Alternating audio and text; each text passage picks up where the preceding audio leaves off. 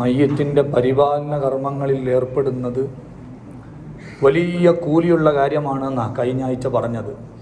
പക്ഷെ അതെല്ലാവർക്കും കൂടി പറ്റൂലല്ല. ഒരു മയ്യത്ത് കുളിപ്പിക്കാൻ ഒരു 2-3 ആളുകളെ ആവശ്യമുള്ളൂ. അപ്പോൾ ബാക്കിയുള്ളവരൊക്കെ എന്താ ചെയ്യുക? നബി സല്ലല്ലാഹു അലൈഹി വസല്ലം തങ്ങളുടെ മയ്യത്ത് കുളിപ്പിക്കാൻ നേരിട്ട് ഇടപെട്ടത് മഹാനായ അലി ഇബ്നു അബീ ത്വാലിബ് തങ്ങളും അബ്ബാസ് തങ്ങളുടെ മകൻ ഫദ്ൽ ഇബ്നു അബ്ബാസ് റളിയല്ലാഹു അൻഹുമാ. ഉസാമ റളിയല്ലാഹു അൻഹു വെള്ളം എടുത്തു കൊടുക്കാൻ വേണ്ടിയിട്ട് ഒരു സഹായിയായിട്ട് നിന്നിരുന്നു. നബി സല്ലല്ലാഹു അലൈഹി വസല്ലം തങ്ങളുടെ വലിയ എന്ന അർത്ഥത്തിൽ അബ്ബാസ് തങ്ങളും ഇടക്കിടക്ക് മയ്യത്ത് കുളിപ്പിക്കുന്നിടത്തേക്ക് കയറി ചെന്നിരുന്നു. ഇങ്ങനെ ഒരു 3-4 ആളുകളാണ് നബി സല്ലല്ലാഹു അലൈഹി വസല്ലം തങ്ങളുടെ മയ്യത്ത് കുളിപ്പിക്കുന്ന വിഷയത്തിൽ ഇടപെട്ടിട്ടുള്ളത്. അപ്പോൾ ബാക്കിയുള്ളവരൊക്കെ എന്തു ചെയ്യും? അതിനാണ് മഹാനായ നിഹായയുടെ ഹാഷിയയിൽ അലി ഷബ്റാ മല്ലിസി റഹിമഹുല്ല പറഞ്ഞു, അന്നമല്ല ഉൽഖത ലഹു ബിൽ ഇസ്തിഗാലി ബിതജ്ഹീസിഹി തുത്ലബു മിൻഹുൽ ഖിറാഅ. മരിച്ച വീട്ടിൽ ചെന്നിട്ട് മയ്യത്തിൻ്റെ പരിപാലന കർമ്മങ്ങളുമായിട്ട് യാതൊരു ബന്ധവുമില്ലാത്ത ഒരുപാട് ആളുകൾ ഉണ്ടാവും. അവർക്ക് ഏറ്റവും നല്ലത് മയ്യത്തിൻ്റെ അടുത്ത് വെച്ച് പരിശുദ്ധ ഖുർആൻ പാരായണം ചെയ്യലാണ്. മയ്യത്തിൻ്റെ അടുത്തു എന്ന് പറഞ്ഞാൽ തൊട്ടടുത്ത് തന്നെയാണോ എന്നുണ്ടോ? അതിൻ്റെ ആവശ്യമില്ല. അനിൽ മയ്യത്തി, മയ്യത്ത് കുളിപ്പിക്കാൻ എടുത്തിട്ടാ ഉള്ളത്, ഇവൻ വീടിനകത്താ ഉള്ളത്, വീട്ടിനകത്തിരുന്നിട്ട് ഖുർആൻ പാരായണം ചെയ്തോട്ടെ. മരിച്ചത് പെണ്ണാ, അതുകൊണ്ട് ഉള്ളറയിലാ ഉള്ളത്, ഇവൻ പുറത്താ ഉള്ളത്, എന്നാലും ഖുർആൻ പാരായണം ചെയ്തോട്ടെ. അങ്ങനെ മരിച്ച വീട്ടിൽ മയ്യത്തിൻ്റെ അടുത്ത് പരിശുദ്ധ ഖുർആൻ പാരായണം ചെയ്യുന്നത് വളരെ നല്ല കാര്യമാണ്. അതുകൊണ്ടാണ് ഇമാമുൻ നവവി റഹിമഹുല്ലാ പരിശുദ്ധ ഖുർആൻ ഓതുന്ന ആളുകൾ ശ്രദ്ധിക്കേണ്ട മുഴുവൻ വിഷയങ്ങളെയും ഒരുമിച്ച് കൂട്ടി ഒരു ഗ്രന്ഥം രചിച്ചു, അത്തിബിയാനു ഫി ആദാബി ഹമലത്തിൽ ഖുർആൻ. ആ ഗ്രന്ഥത്തിൽ മഹാനവറുകൾ ഒരു അധ്യായം തന്നെ മാറ്റിവെച്ചിട്ടുണ്ട്. ഫസ്ലുൻ ഫീമാ യുഖറഉ ഇൻദൽ മയ്യിത്ത്, മയ്യിത്തിന്റെ അടുത്ത് ഖുർആൻ ഓതുന്നതിനെ പറ്റി ചർച്ച ചെയ്യുന്ന ഒരു അധ്യായം. എന്നിട്ട് മഹാനവറുകൾ പറഞ്ഞു, ഖാലൽ ഉലമാഉ മിൻ അസ്ഹാബിനാ വഗൈരിഹിം, ഷാഫി മദ്ഹബിലെ പണ്ഡിതന്മാരും അല്ലാത്ത പണ്ഡിതന്മാരും എല്ലാവരും പറഞ്ഞ കാര്യമാണ് മയ്യത്തിൻ്റെ അടുത്ത് വെച്ച് സൂറത്തു യാസീൻ പാരായണം ചെയ്യുക എന്നത്. മയ്യത്ത് മരിക്കുന്നതിന് മുമ്പ് മരണം ഹാജരായാൽ മരിക്കാൻ കിടക്കുന്ന മരണാസന്നന്റെ അടുത്ത് പരിശുദ്ധ ഖുർആനിൽ ഏറ്റവും പ്രധാനപ്പെട്ട സൂറത്തായ സൂറത്ത് യാസീൻ ഓതാൻ പറഞ്ഞിട്ടുണ്ട്. അത് അല്പം ശബ്ദം ഉയർത്തിയിട്ടാണ് ഓതേണ്ടത്. അതേപോലെ തന്നെ സൂറത്തു റഅദ് പാരായണം ചെയ്യാൻ പറഞ്ഞിട്ടുണ്ട്. അത് ശബ്ദം താഴ്ത്തിയിട്ട് ഓതാനാ പറഞ്ഞിട്ടുള്ളത്. മരണം നടന്നു കഴിഞ്ഞാൽ മയ്യത്തിന്റെ അടുത്ത് വെച്ചും സൂറത്ത് യാസീൻ ഓതുന്നത് സുന്നത്താ. എന്നിട്ട് അതിന് തെളിവായിട്ട് മഹാനവറുകൾ പറയുന്നത്, അബൂദാവൂദങ്ങളും നസാ ഇമാമും ഉദ്ധരിച്ച ഹദീസിൽ കാണാം, ഇഖ്റഊ യാസീന അലാ മൗതാക്കും, മരിച്ചു കിടക്കുന്നവരുടെ അടുത്ത് വെച്ച് നിങ്ങൾ സൂറത്ത് യാസീൻ പാരായണം ചെയ്യണം. അവിടെയും പിന്നെ ശബ്ദ കോലാഹലം വേണ്ട, ചെറിയ ശബ്ദമെടുത്തിട്ട് ഭക്തിയോടുകൂടെ സൂറത്ത് യാസീൻ ഓതണം. എന്നിട്ട് ഇമാം ഷാബിയെ ഉദ്ധരിച്ചുകൊണ്ട് ഇമാം നവവി തങ്ങൾ പറഞ്ഞു, കാനത്തിൽ അൻസാറു ഇദാ ഹളറു ഇൻദൽ മയ്യിതി ഖറഊ സൂറത്തുൽ ബഖറ. നബി സല്ലല്ലാഹു അലൈഹി വസല്ലം തങ്ങളുടെ സ്വഹാബികളുടെ കൂട്ടത്തിൽ അൻസാറുകൾ ഒരു മയ്യത്തിന്റെ അടുത്ത് ചെന്നാൽ അവർ പരിശുദ്ധ ഖുർആനിലെ സൂറത്തുൽ ബഖറ ആ മയ്യത്തിന്റെ അടുത്ത് വെച്ച് പാരായണം ചെയ്ത് തീർക്കുമായിരുന്നു. അപ്പോൾ മരിച്ച വീട്ടിൽ ചെന്ന വെറുതെ ഇങ്ങനെ ഇരിക്കലല്ല, സംസാരിച്ചിരിക്കലല്ല, മൊബൈൽ നോക്കിയിരിക്കലല്ല, കഴിയുന്നത്ര പരിശുദ്ധ ഖുർആൻ മയ്യത്തിൻ്റെ അടുത്ത് വെച്ച് ഓതണം. അങ്ങനെ ഓതിയാൽ എന്താ അതിനെക്കൊണ്ടുള്ള ഗുണം?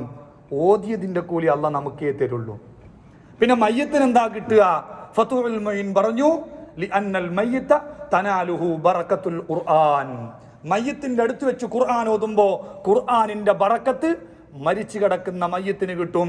കൽ ഹയ്യിൽ ഹാദിർ, ജീവിച്ചിരിക്കുന്ന ആളുടെ അടുത്ത് ഖുർആൻ ഓതിയാൽ ജീവിച്ചിരിക്കുന്ന ആൾക്ക് അതുകൊണ്ട് ഗുണമുണ്ട്, ഓതുന്ന ആൾക്ക് മാത്രമല്ല എന്നല്ല തൂഫയിൽ ഇബ്നു ഹജർ തങ്ങൾ പറഞ്ഞു. ശ്രദ്ധിച്ച് കേൾക്കേണ്ട ആവശ്യം വരെയില്ല. നമ്മളടുത്ത് വെച്ച് ഒരാൾ ഖുർആൻ ഓതുന്നുണ്ട്, നമ്മളത് ശ്രദ്ധിക്കുന്നില്ല, അയാൾ ഇങ്ങനെ ഓതുന്നുണ്ട്, എന്നാലും ആ ഖുർആനോത്തിന്റെ ബറക്കത്ത് ശ്രദ്ധിക്കാതെ ഓതുമ്പം തന്നെ കിട്ടുന്നുണ്ട്. എന്നാ പിന്നെ മരിച്ച മയ്യത്തിനിക്ക് ഏതായാലും കിട്ടുമല്ലോ. ഖുർആൻ ഓതുന്ന സ്ഥലത്ത് റഹ്മത്തിന്റെ മലായിക്കത്ത് ഇറങ്ങി വരും, സമാധാനമുണ്ടാകും. സ്വഹീഹുൽ ബുഖാരിയിൽ ഒരു അധ്യായമുണ്ട്, സൂറത്തുൽ കഹ്ഫിന്റെ മഹത്വം പറയുന്ന അധ്യായം. ആ അധ്യായത്തിൽ ഇമാം ബുഖാരി തങ്ങൾ കൊണ്ടുവരുന്നുണ്ട്, നബി സല്ലല്ലാഹു അലൈഹി വസല്ലം തങ്ങളുടെ കാലത്ത് ഒരു സ്വഹാബി സൂറത്തുൽ കഹ്ഫ് ഇങ്ങനെ ഇരുന്നിട്ട് ഭക്തിയോടുകൂടെ ഓതുക.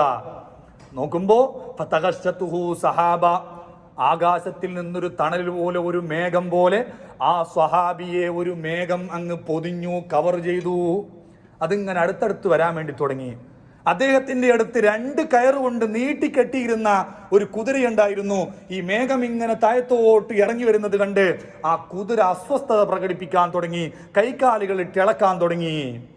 രാവിലെ ചെന്നിട്ട് നബി സല്ലല്ലാഹു അലൈഹി വസല്ലം തങ്ങളോട് സൂറത്തുൽ കഹ്ഫ് ഓതുന്ന സമയത്ത് ഇങ്ങനെ ഒരു പ്രത്യേകം അനുഭവം ഉണ്ടായി എന്ന് പറഞ്ഞപ്പോൾ അള്ളാഹുവിന്റെ റസൂൽ കൊടുത്ത മറുപടി തിൽക സകീനത്തു നസലത് ലിൽ ഖുർആൻ, അത് ഖുർആൻ ഓതിയത് കൊണ്ട് സക്കീനത്ത് ഇറങ്ങിയതാണ്. എന്താ സക്കീനത്ത് എന്ന് പറഞ്ഞാൽ? ഇമാം നവവി റഹിമഹുല്ലാഹ് ശറഹ് മുസ്ലിമിൽ ആ വാക്കിനെ വിശദീകരിച്ചു. തുമഅനീനത്തുൻ വറഹ്മത്തുൻ വമഅഹു മലായിക. ഖുർആൻ ഓതിയത് കൊണ്ട് അവിടെ സമാധാനം ഇറങ്ങി, അള്ളാഹുവിന്റെ റഹ്മത്ത് ഇറങ്ങി, പുറമെ റഹ്മത്തിന്റെ മലായികത്തും ഇറങ്ങി. അപ്പൊ ഖുർആൻ ഓതുന്ന സ്ഥലത്ത് സമാധാനമുണ്ട്, അള്ളാഹുവിന്റെ റഹ്മത്തുണ്ട്, മലായികത്തിന്റെ സാന്നിധ്യമുണ്ട്.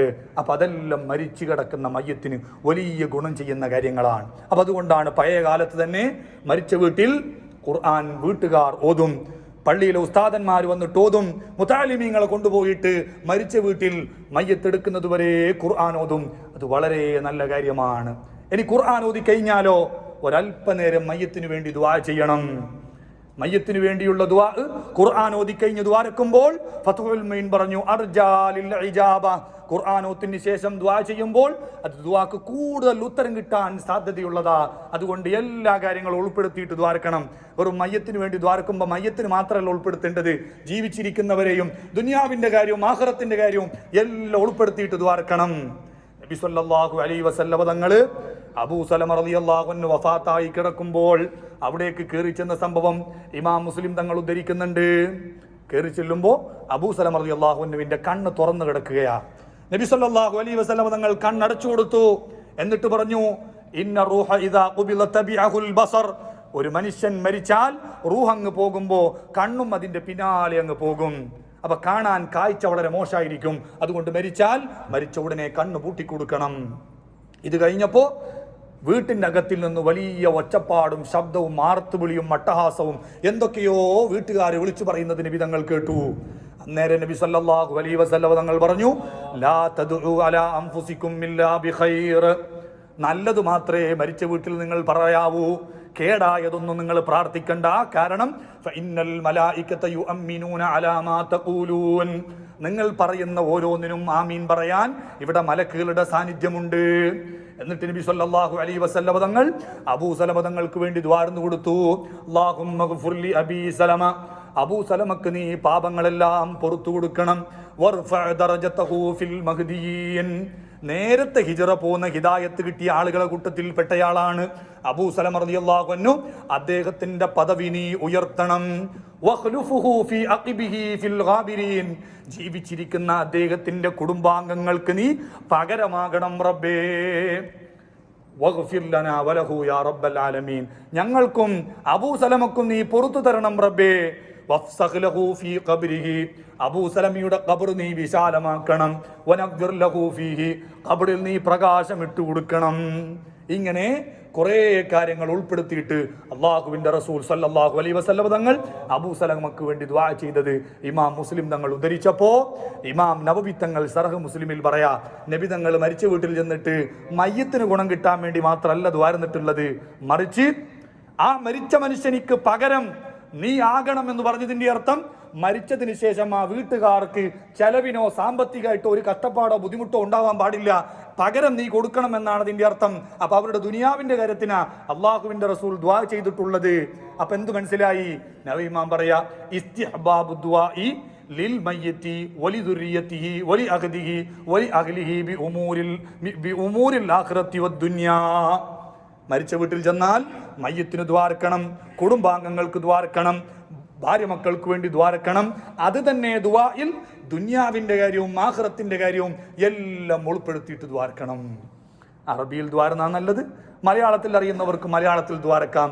ഇനി നബി സല്ലല്ലാഹു അലൈഹി വസല്ലം തങ്ങൾ ഹദീസിലൂടെ പഠിപ്പിച്ചിട്ടുള്ള ഇത്തരം മഅ്സൂറായ ദുആകളും കൂടി ദ്വാരക്കുമ്പോൾ അത് വളരെ നല്ലതാണ്. അങ്ങനെ മരിച്ച വീട്ടിൽ ചെന്നാൽ നമുക്ക് തന്നെ അതിൻ്റെ ഒക്കെ ഗുണം, ദ്വാരനേരെ കൂടി നമുക്ക് കിട്ടും.